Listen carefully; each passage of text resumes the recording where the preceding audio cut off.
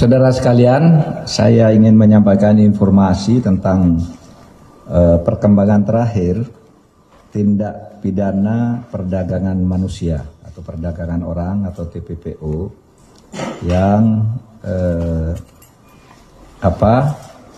sesudah dipanggil oleh Presiden pada tanggal 29 Mei. Waktu itu 29 Mei lalu Presiden memanggil dan kemudian melakukan restrukturisasi, perubahan susunan Satgas. Tidak banyak, yang berubah hanya satu. Jadi ketuanya tetap Menko PMK, wakil ketuanya Menko Polhukam, lalu ketua hariannya yang semula Menteri PPA itu diganti oleh Kapolri. Dan pada saat itu diminta oleh Presiden untuk bekerja cepat karena sampai dengan tanggal 29 Mei itu hampir tidak ada produktivitas untuk pemberantasan tindak pidana perdagangan orang itu sejak dibentuknya Satgas sudah 2 tahun. Lalu disusun Pak Kapolri menjadi ketua harian, ketua pelaksana harian. Nah, kami ada Menko PMK, Menko Polhukam, ada ketua BP2MI Pak Beni Ramdhani, pengurus di situ ikut pengendalian pada pelaksana itu. Dan Bapak Presiden waktu itu meminta agar pada bulan Juni, karena waktu itu bulan Mei, pada akhir Juni supaya menunjukkan kinerja yang jelas dan melaporkan kepada Presiden. Oleh sebab itu hasil kerja sampai bulan Juni ini saya laporkan, tetapi karena ini sudah tanggal 4, maka laporan terbaru kami terima dari Mabes Polri. Kemarin saya melihat sampai Juni itu ya masih kurang sedikit yang belum masuk, sekarang ada tambahan, sehingga laporannya sebagai berikut.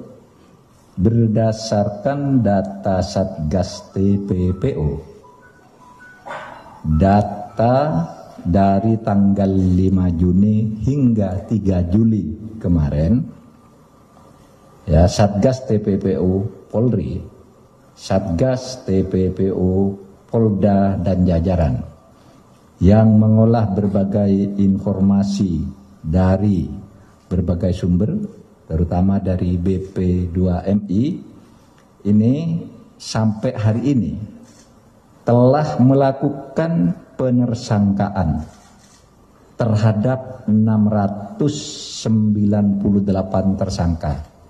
Jadi dalam 1 bulan ini sudah dijadikan tersangka 698 orang dari berbagai daerah di Indonesia.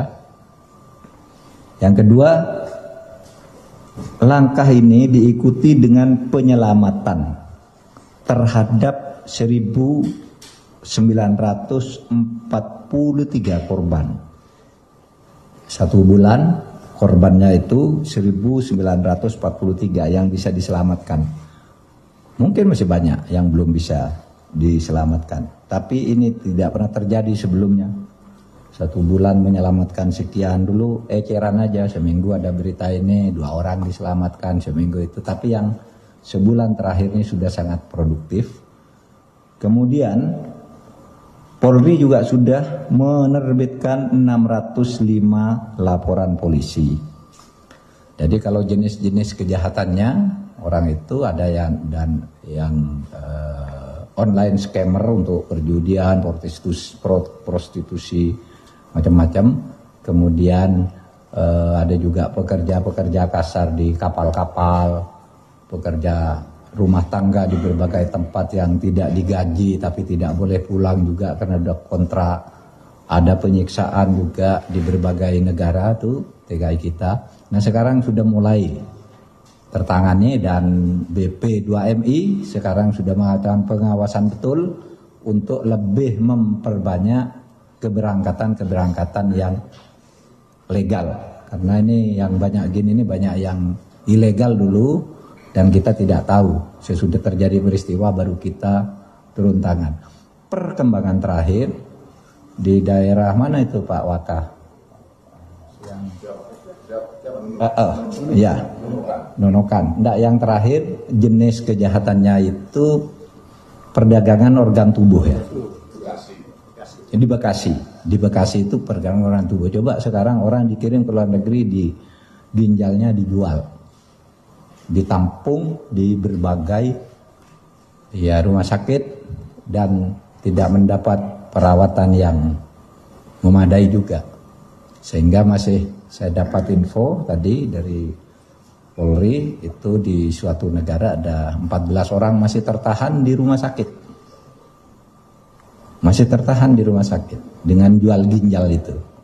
Waktu berangkat dari sini bilang mau bekerja di restoran di mana gitu. Dari sana kontrak jual ginjal. Nah, itu jenisnya. Tetapi ini sangat produktif. 698 tersangka, 1942 korban.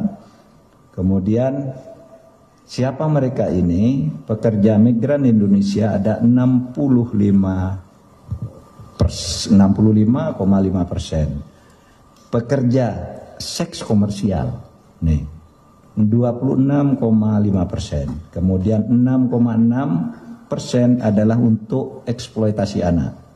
Dan 1,4% kerja sebagai ABK, anak buah kapal. Nah, jenis-jenis ini sekarang tambah perdagangan organ tubuh yang harus kita kejar terus-menerus.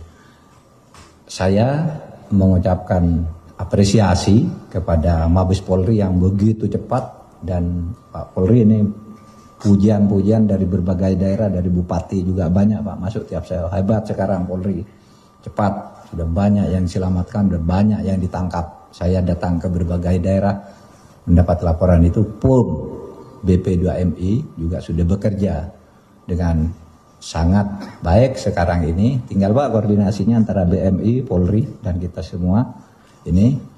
Nah, itu soal penindakan hukum. Nah, soal-soal lain yang sifatnya kebijakan nanti saya minta Pak Muhajir selaku Ketua Satgas untuk menyampaikan di sini. Kemudian sesudah itu Pak Beni Ramdhani dari sudut kebijakan ketenagakerjaan, ke PMI-an, ketenagakerjaan, nanti Bu Ida Fosiani ke PMI, Pekerja Migran Indonesia.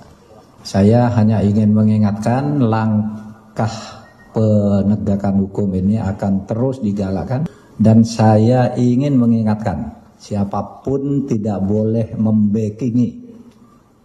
membackingi kejahatan tindak pidana perdagangan orang ini, karena kita tahu dari identifikasi yang dibuat oleh BP2MI, di mana-mana banyak backing. Kemarin Presiden sudah mengatakan dan Pak Kapolri juga menegaskan backing bagi penegakan hukum itu adalah konstitusi. Oleh sebab itu siapa yang membackingi tindak pidana perdagangan orang itu artinya melawan konstitusi. Melawan konstitusi itu melawan hukum negara. Akan ditindak tegas. Dan artinya kalau sudah beda backingan itu artinya sudah institusi pemerintahan.